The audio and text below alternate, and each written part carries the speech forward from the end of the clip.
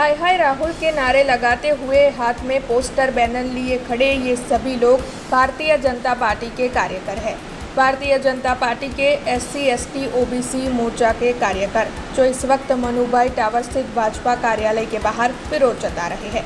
दरअसल अमेरिका में कांग्रेस के अग्रणी राहुल गांधी ने एक विवादित बयान दिया था, जिसे लेकर भारतीय जनता पार्टी लगातार विरोध जता रही है। उसी के तहत वडोदरा में भी भारतीय जनता पार्टी के SC ST OBC मोर्चा की ओर से राहुल गांधी के इस विवादित बयान को लेकर विरोध जताया गया और साथ ही राहुल गांधी की हाय हाय के नारे लगाए गए। इस कार्यक्रम में विशेष तौर पर अंकलेश्वर के विधायक ईश्वर पटेल मौजूद रहे थे और उनकी ओर से भी कांग्रेसी अग्रणी राहुल गांधी के इस बयान को लेकर जोरदार विरोध जताया गया था।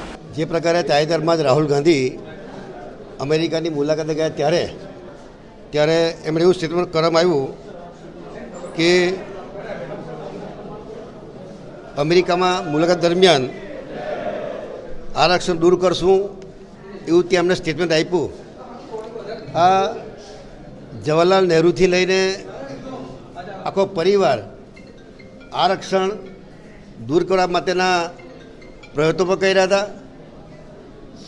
57 વર્ષ સુધી કોંગ્રેસ શાસન પર રહ્યું, પરંતુ જે પ્રકારે કામગીરી કરવી જોઈતી તે કરી નહોતી।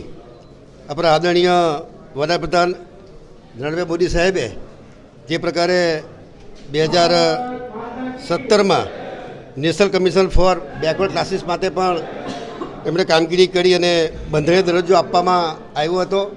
2019માં નાણાં પંચ અને બંધારણની 6ઠ્ઠી સૂચિ સંબંધિત જોગવાઈઓ પણ સુધારવામાં આવી।